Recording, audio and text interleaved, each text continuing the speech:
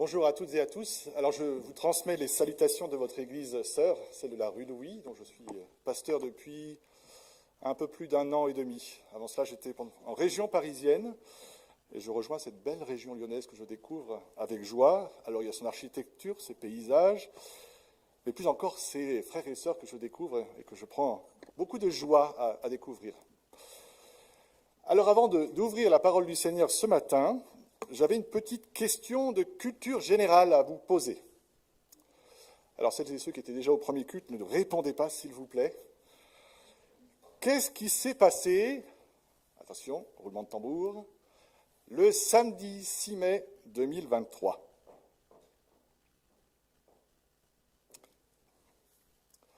Vous avez le droit au 50-50, un appel à un ami.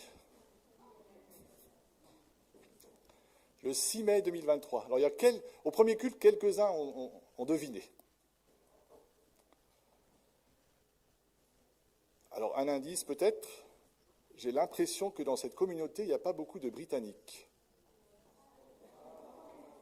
Ah oui, le couronnement du roi Charles III.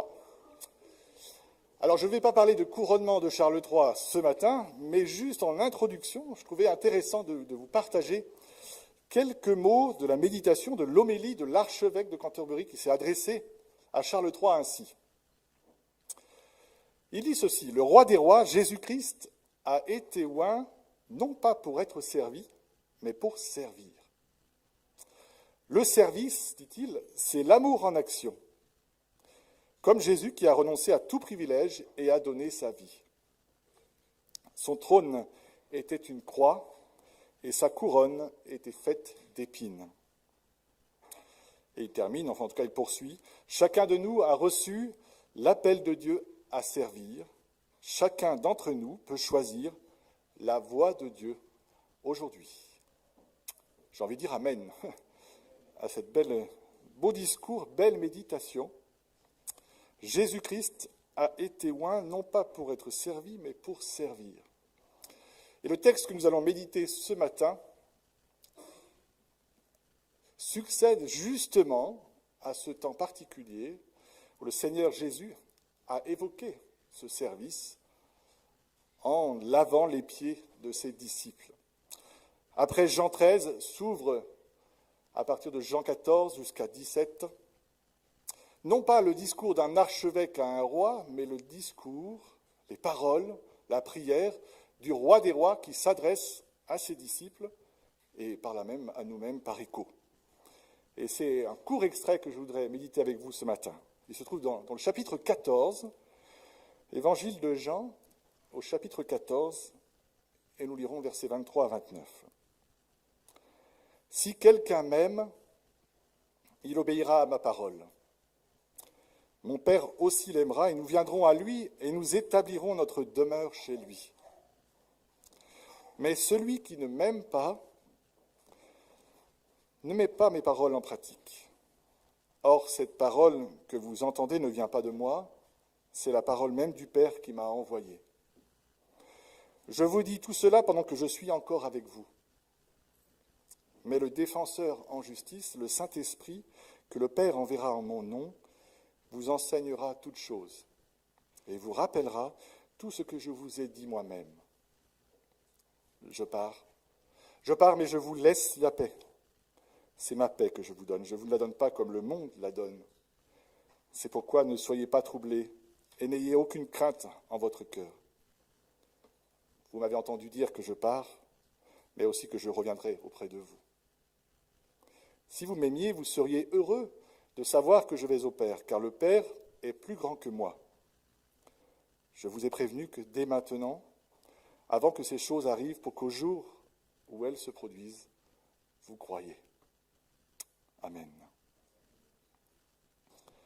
Je vous laisse la paix, c'est ma paix que je vous donne. Je ne vous la donne pas comme le monde la donne. Est-ce que vous vous êtes posé la question de savoir pourquoi les apôtres avaient besoin de paix? Pourquoi avaient-ils besoin de paix? Alors, si vous connaissez un peu la suite de leur histoire, vous avez quelques éléments de réponse. Ils vont se retrouver tout seuls, sans maître, sans enseignant, sans amis. Ils vont connaître le deuil. Ils vont connaître aussi la crainte. L'un va connaître la trahison, l'autre le reniement. Ils vont devoir, et c'est peut-être aussi là un des aspects les plus compliqués, ils vont devoir se souvenir de tous les enseignements, de toutes les paroles de Jésus transmises pendant 3 ans. Et cela dans un contexte d'absence, de deuil. Franchement, il y a de quoi avoir besoin de paix. Imaginez un instant, si vous êtes lycéen, collégien, étudiant, que vous ayez à restituer 3 ans de cours de tête, comme ça, maintenant. Ou encore 3 ans de prédication de Kevin que vous devriez maintenant me délivrer. Imaginez un instant. Bien sûr, ça se fait sourire, mais le plus dramatique est devant eux et on devine bien, on imagine bien combien ils ont besoin de paix. Autre question, pourquoi Jésus dit-il « comme le monde la donne ». Comment le monde donne la paix? Parfois, c'est en pacifiant l'environnement, on sécurise les choses, on négocie pour avoir la paix, on ferme les yeux, la bouche, les oreilles, on utilise tout un tas de substances pour oublier un instant les troubles de la vie quotidienne, où on se base sur des promesses illusoires qui ne seront jamais tenues. Est-ce comme cela que le monde donne la paix? Alors on pourrait avoir un peu un jugement assez hâtif en disant que la paix que donne le monde est provisoire, artificielle, temporaire. Au contraire, la paix que le Christ donne est, elle, éternelle, fondamentale, essentielle. Et c'est juste. C'est juste. Mais je voudrais vous inviter à aller un petit peu plus loin. Une étude a été faite dans une université sur la tranquillité d'esprit, que l'on pourrait traduire dans notre monde chrétien la paix du cœur. Dans cette étude, dans ses conclusions, elle relève 8 facteurs qui contribuent grandement à la stabilité émotionnelle et mentale pour aboutir à cette paix. Et vous allez découvrir que les apôtres étaient loin de ces facteurs favorisant la paix. Le premier principe, premier facteur qui favorise la stabilité mentale et émotionnelle, c'est d'écarter de son esprit toute suspicion, tout ressentiment quelconque. Nourrir aucune rancune. Alors imaginez qu'est-ce que ces 11 ont pu penser lorsqu'ils ont entendu parler de la trahison de Judas, du reniement de Pierre, ou lorsqu'ils se sont souvenus des demandes assez particulières de Jacques et Jean, fils de Zébédée, d'avoir les meilleures places quand le Seigneur régnerait. Ça devait peut-être tourner dans leur esprit, non? Deuxième facteur, favorisant la quiétude, ne pas vivre dans le passé. Qu'est-ce qu'a ressenti Pierre lorsqu'il a entendu le chant du coq par 3 fois? Qu'est-ce qui a émergé à son esprit? Ces 3 ans passés avec Jésus, ces temps de rire, ces temps de peine, ces temps de partage, et puis là, il vient de renier par 3 fois l'avoir connu. Troisième facteur, ne perdez pas de temps et d'énergie dans des combats ou des situations que vous ne pouvez pas changer. C'est sage. Mais que faire? Que vont faire ces 11 face à l'adversité des autorités religieuses et politiques? Ça, c'est sûr, ils ne vont pas perdre de temps et d'énergie à combattre. Ils vont s'enfermer dans une pièce à double tour. Quatrième facteur, efforcez-vous de rester impliqué dans le monde des vivants. Encore une fois, comment le vivre? si on est enfermé à double tour et qu'on ressasse et on ressasse ce qu'on vient de vivre et notre désespoir. 5e facteur, refusez de vous livrer à l'apitoiement sur soi lorsque la vie vous donne une chose difficile à vivre. Les apôtres ne se sont-ils pas questionnés lorsque Jésus a présenté les conditions pour le suivre? Alors qu'en sera-t-il après sa mort? 6e facteur, cultivez les vertus traditionnelles. Amour, humour, compassion et loyauté. Alors, humour, il y a bien ce commandement d'aimez-vous les uns les autres que le Christ nous aura laissé. L'humour, c'est peut-être pas le moment. La compassion, difficile à vivre, peut-être. Et alors, la loyauté, elle vaut pour quelques-uns, mais pas tous. 7e facteur, n'attendez pas trop de vous. Ah, ça, c'est bien, ça. N'attendez pas trop de vous. Est-ce que Pierre s'imaginait capable de trahir Jésus? 8e et dernier facteur qui favorise la tranquillité d'esprit, trouvez quelque chose ou quelqu'un de plus grand que vous, en quoi ou en qui croire. Alors bien sûr qu'ils l'ont trouvé, ces 11, de quelqu'un de plus grand en qui croire. Mais où est-ce qu'il est maintenant? Où est-ce qu'il sera? Alors à vue humaine, et à vue très humaine, si on prend juste cette étude universitaire, on peut comprendre pourquoi les apôtres avaient besoin de paix. Vous êtes d'accord avec moi? Une paix si particulière. Alors bien sûr, Jésus le sait, son départ va laisser un vide. Un vide.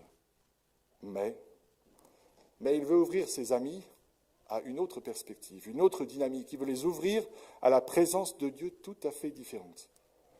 Et c'est en cela que l'on découvre les trois ancrages de la paix.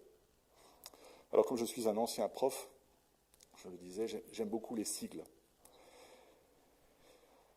Je vous invite ce matin à méditer autour des 3 P de la paix. La présence, la parole et la paix qui se donne. Jésus va ancrer la paix qu'il va donner sur ces 3 P, me semble-t-il. Le premier, c'est sur la présence de l'Esprit. Nous allons bientôt fêter l'Ascension, et puis ensuite, Christ va monter. Et puis après, qu'est-ce qu'il y a? Ah ben, il n'y a plus rien. Oh ben mince alors. Non, fort heureusement, le calendrier liturgique nous rappelle la présence de l'Esprit. Alors, nous avons bien conscience, jour après jour, dimanche après dimanche, mais qu'il est bon et bienfaisant aussi d'ancrer notre foi, me semble-t-il, dans les temps liturgiques pour nous rappeler ce qu'ont vécu ses disciples. Jésus promet un autre défenseur en justice, une autre présence divine. Autant Jésus manifestait la présence du Père lorsqu'il était dans le monde, autant va bientôt arriver pour les disciples une autre présence qui ne sera plus là, corporelle et limitée à quelques-uns, mais qui sera pour tous et pour toutes.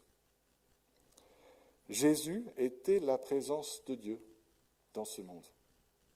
Mais il vient un temps où un autre défenseur, une autre présence de Dieu qui sera pour toutes et pour tous, et qui sera là au cœur intime de la vie de ses disciples pour à la fois consoler et manifester la présence de Dieu dans leur cœur. Jésus ne les laissera pas orphelins. Ne les laissera pas orphelins. Il sera là, cet autre défenseur, lorsqu'ils auront à répondre de leur foi. Lorsqu'à leur tour, ils vont connaître la persécution, la difficulté, l'épreuve, voire la condamnation à mort. Qu'est-ce qu'il faudra dire? Jésus, que devrais-je dire devant mes accusateurs? Jésus leur promet la présence de l'Esprit Saint. Il sera celui qui inspire, qui défend. Quelle joie, n'est-ce pas?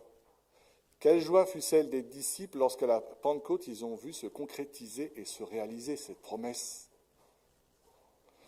Nous avons le privilège et la joie de lire, après tout cela, après 2000 ans d'histoire, mais imaginez ces apôtres dans le deuil, en attente, en espérance, découvrir petit à petit l'ascension de leur Seigneur ressuscité et puis à la Pentecôte, la réception de cette présence divine.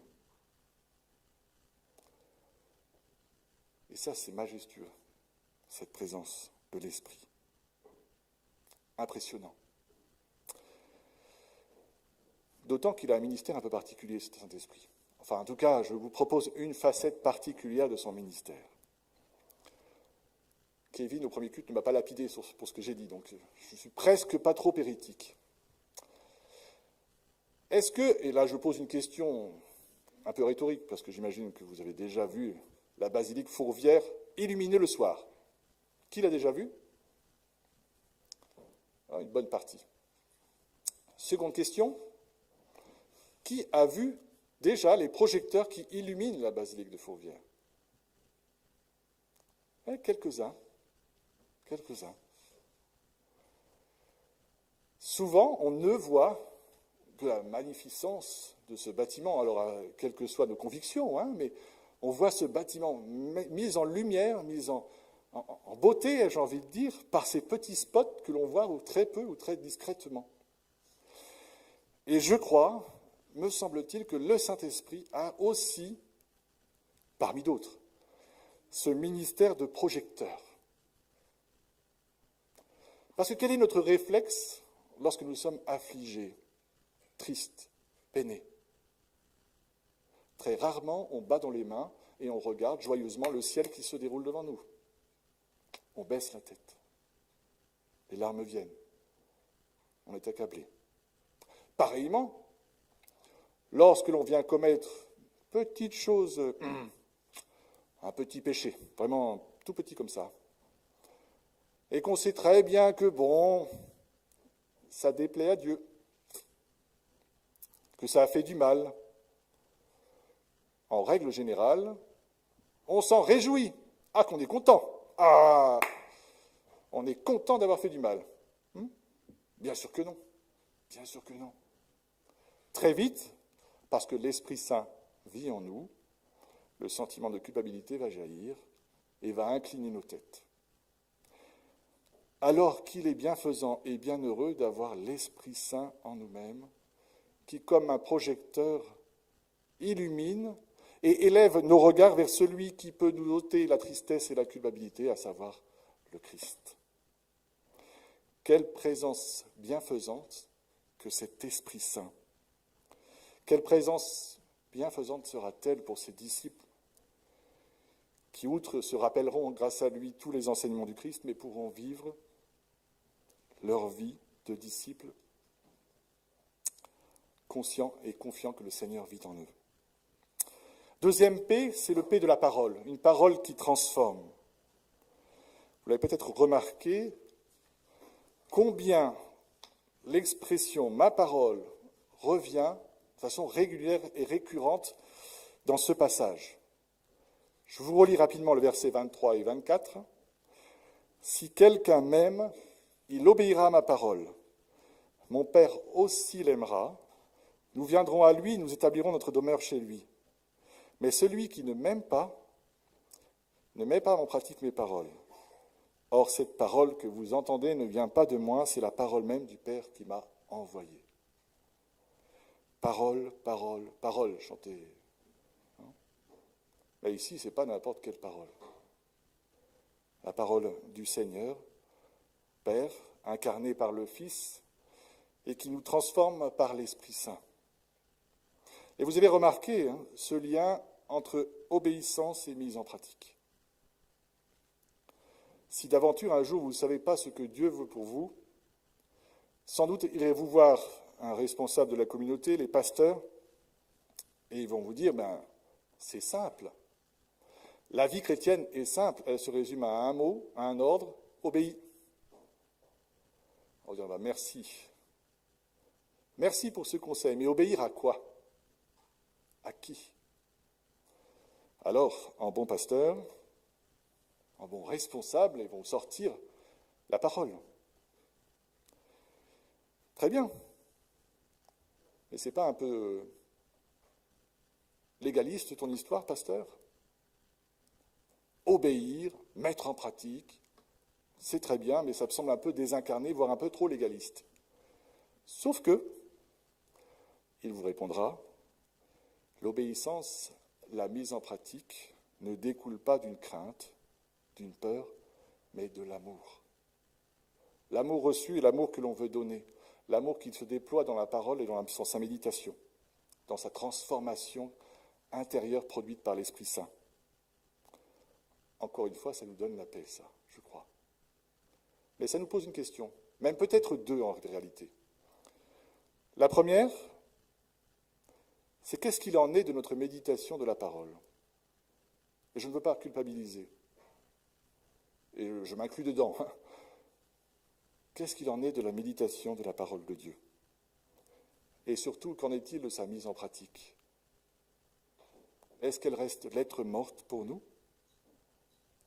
Il y a une petite histoire que j'aime beaucoup, que je vous raconte assez rapidement, mais qui illustre un tout petit peu cette réalité. C'est l'histoire d'un patron qui décide de partir en congé très loin et qui va voir le responsable des ressources humaines, celui qui aura la charge de gérer son entreprise pendant qu'il ne sera pas là. Et il dit à cet employé, « Écoute, voici quelques consignes que je te laisse, et je vais vous en envoyer assez régulièrement pour que vous sachiez un petit peu mes desiderata, ce que je souhaite pour l'entreprise, pour qu'elle prolifère, etc., et qu'elle déploie sa notoriété. » Et le patron, c'est ce qu'il fait. Il envoie, mois après mois, des lettres plus ou moins longues, décrivant ce qu'il attend de l'entreprise et quelles sont les décisions qui sont à prendre pour elle. Et puis le patron revient. Peut-être que vous imaginez un peu le... Il frappe à la porte de son entreprise, il y rentre. Qu'est-ce qu'il y voit? Qu'est-ce qu'il y découvre? Les plantes dans la salle d'attente sont desséchées, les fenêtres sont cassées, on entend du bruit, de la musique à fond depuis 2 ou 3 bureaux, la responsable d'accueil est en train de dormir allègrement. Alors, vous imaginez bien la réaction du patron. Il convoque l'ensemble de ses employés et leur dit « Mais qu'est-ce que c'est que ce travail ?» Oh, l'employé dit « Bon. » Et alors le patron qui va dire « Mais vous n'avez pas lu les lettres que je vous ai envoyées, mois après mois, année après année ?» Alors le directeur des ressources humaines dit « Oui, si, on les a bien reçus.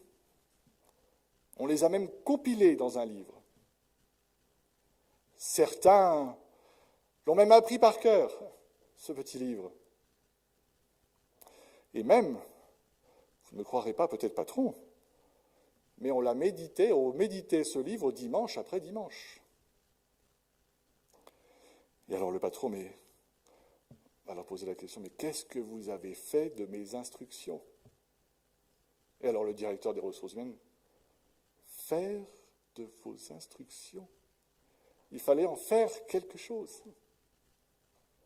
Il fallait les mettre en pratique. Alors bien sûr, c'est une petite histoire, purement fictive, mais qui nous interpelle peut-être sur le projet que Jésus a pour ses disciples et pour son Église aussi, depuis des siècles. Parce que la parole qui transforme, qui nous transforme, l'enjeu n'est pas que de nous-mêmes. Parce que si le Christ manifestait la présence de Dieu le Père, où et qui doit manifester maintenant la présence de Dieu? Jésus est où actuellement? Ah, il est sur son trône. Vous, comment puis-je savoir que vous êtes là ce matin? Parce que je vous vois. Alors je vois vos corps. Je ne sais pas où est votre esprit, mais en tout cas, je vous vois. Mais le corps du Christ, manifester sa présence, il est où? Il est au ciel. Et il est un peu aussi sur la terre, un peu, beaucoup. Qui est le corps du Christ selon Paul? C'est l'Église. Qui est-ce qui doit manifester l'amour inconditionnel, illimité et infini de Dieu? Et que ce soit visible? L'Église. Alors je suis sûr que c'est le cas déjà ici.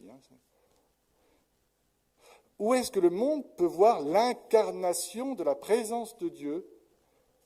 La bonté, la maîtrise de soi, la douceur, la bienveillance, etc., le pardon? Dans l'Église. Par l'Église. Alors là, ça va peut-être piquer un peu du coup. Enfin, en tout cas, par rapport à moi, oui, je ne me sens pas forcément toujours à la hauteur de refléter, y compris en tant que responsable de communauté, la présence de Dieu. Alors je vous rassure, tout de suite, l'Église, c'est plus un hôpital qu'un musée.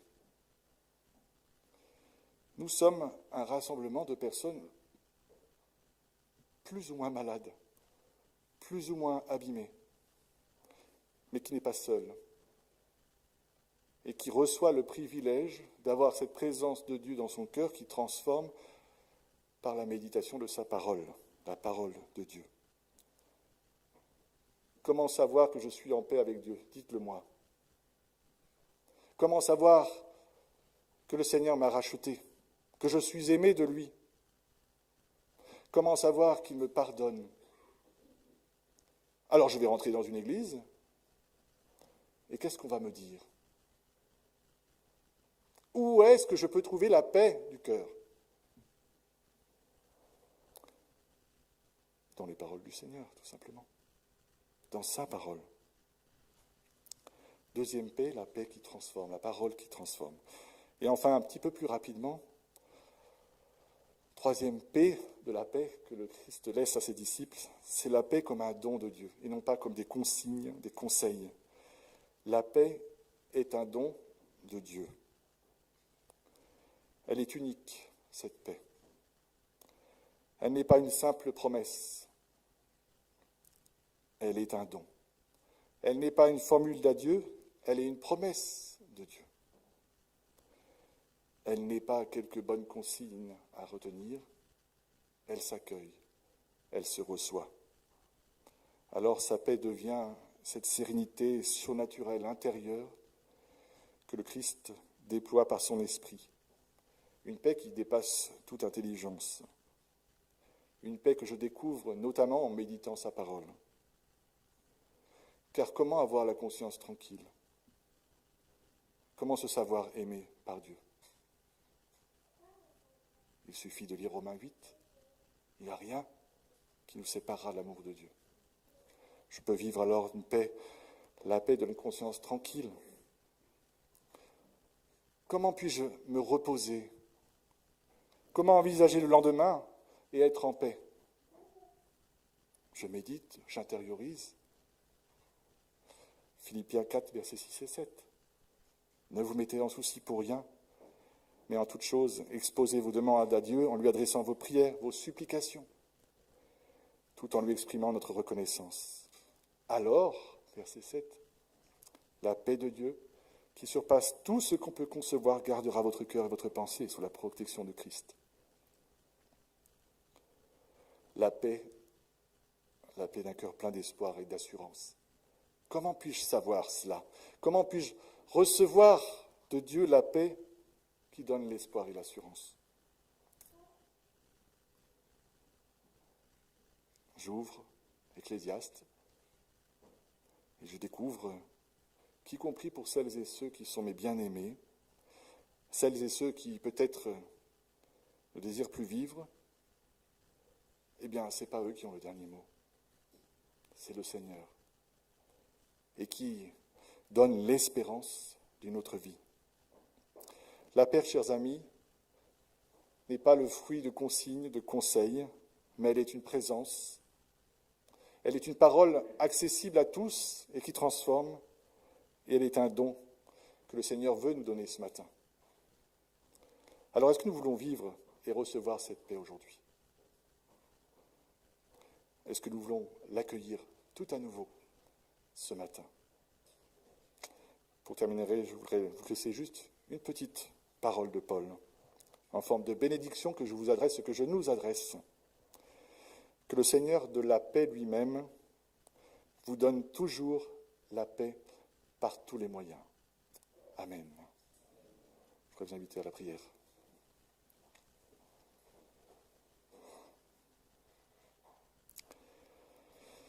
Notre Dieu et Père, tu sais tu connais nos vies, tu sais ce par quoi nous passons, nous traversons.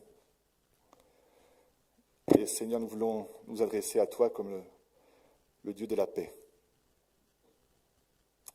Celui qui manifeste cette paix, cette présence en nos cœurs. Seigneur, donne-nous ta paix ce matin. Donne-nous la plénitude de ton esprit. Donne-nous aussi une soif de ta parole pour qu'elle nous transforme et que nous puissions rayonner aussi autour de nous de cette paix qui surpasse toute intelligence. Et enfin, Seigneur, donne-nous de toujours garder à l'esprit que tu es bien là, prêt à nous donner ta paix, et que nous avons qu'à l'accueillir, les mains vides, mais bien ouvertes devant toi, Seigneur. Amen.